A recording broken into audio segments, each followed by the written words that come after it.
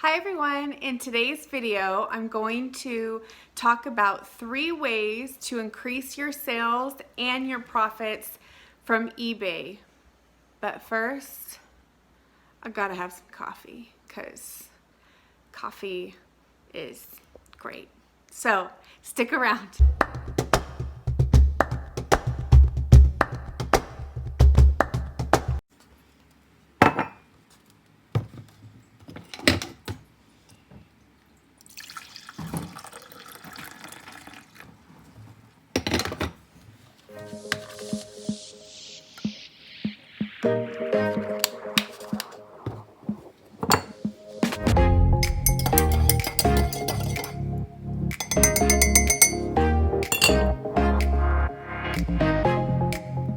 Today is gorgeous outside, so I decided I'm gonna put my hat on, my glasses, and head outside to make this video. So let's go.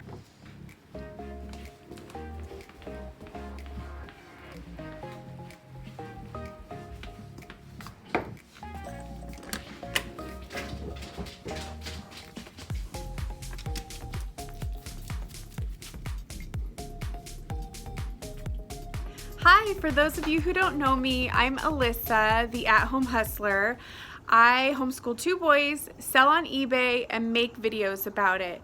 If you like content like this, make sure to like, subscribe, and hit the bell notification, because all of that just helps get my channel out to other people and lets me know that I'm not just rambling, because I can ramble. The weather is changing right now. Lots of birdies.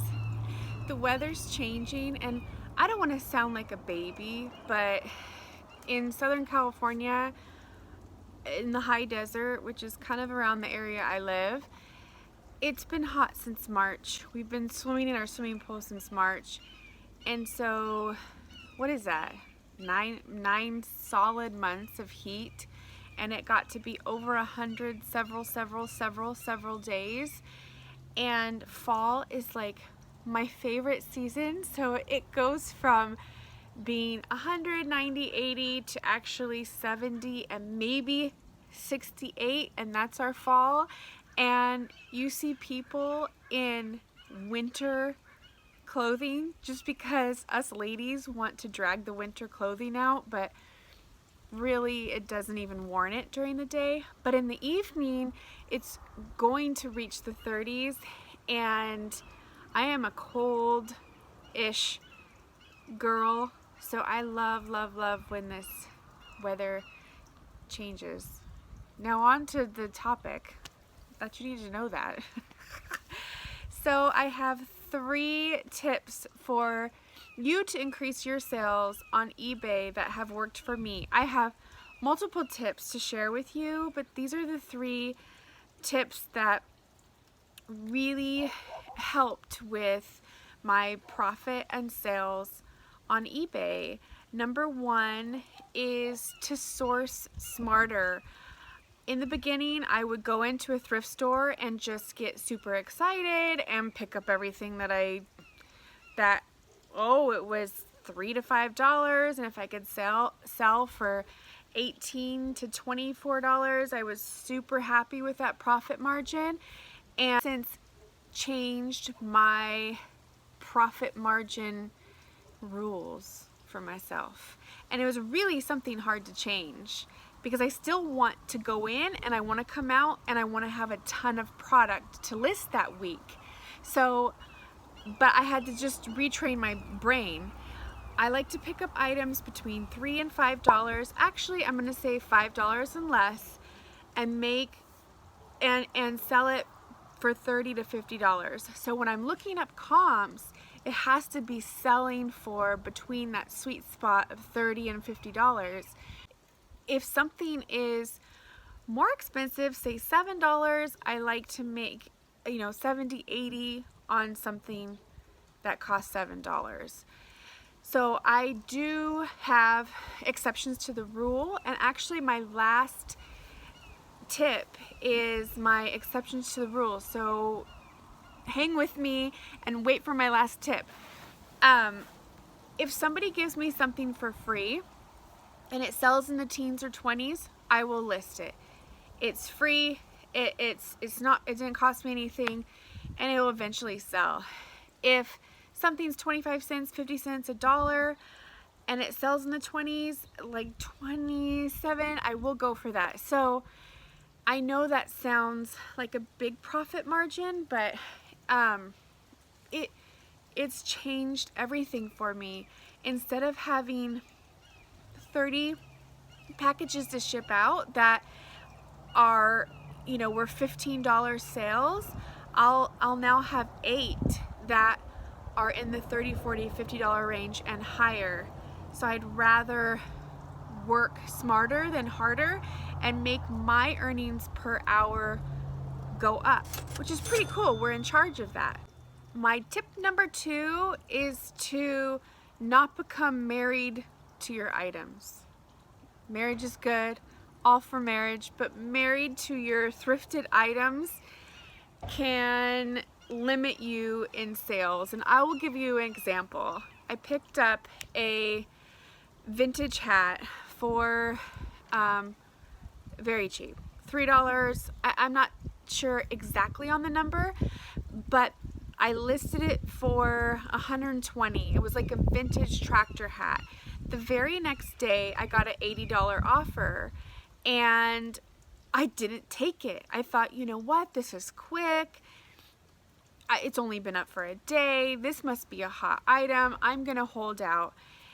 Lo and behold, later I sold it for $60. So that was kind of a good lesson to me that I just need to keep the money flowing. If it's within what I want to make on a product, I need to just let it go. So I have become the sending offers lady. I am sending offers on all likers, and it actually does pretty well for me. I usually wait until Thursday evening because people get paid on Fridays.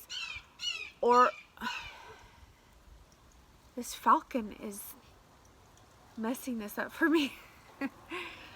I'll wait until Thursday, or if it's the night before the 1st or the night before the 15th, boom, all the offers go out and I will generate sales that way. I'm not hanging on to inventory so tightly. I want it to just roll in.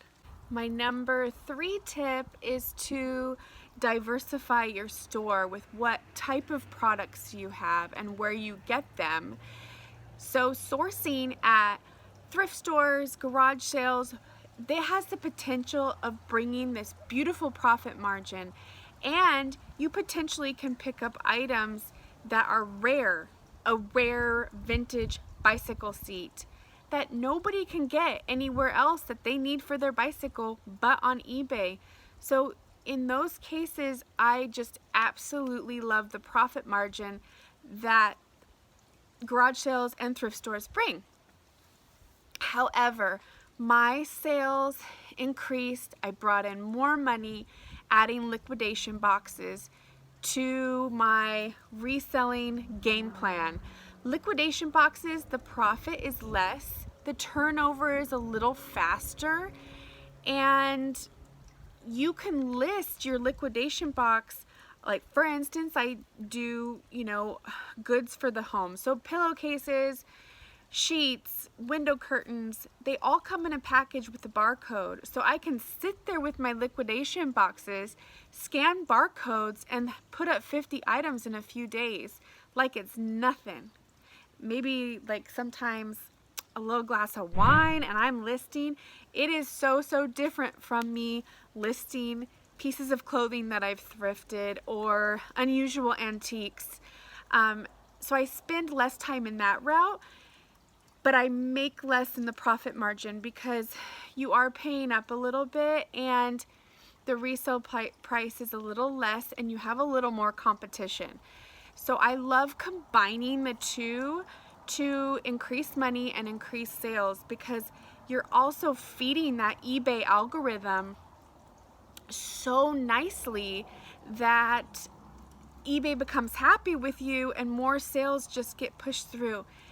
It was a game changer. I literally went up by 70% the month that I did liquidation boxes. So I can't stress enough, if you haven't dabbled in it, I do have a bulk unboxing video that I will link down below, that I just open what you get in a box. I've used 2 companies. That company I will recommend. Now with anything, you are getting uninspected returns. So I have gotten boxes where it's a mirror that's supposed to light up for your makeup. Well, it doesn't light up. Or a blender that doesn't blend.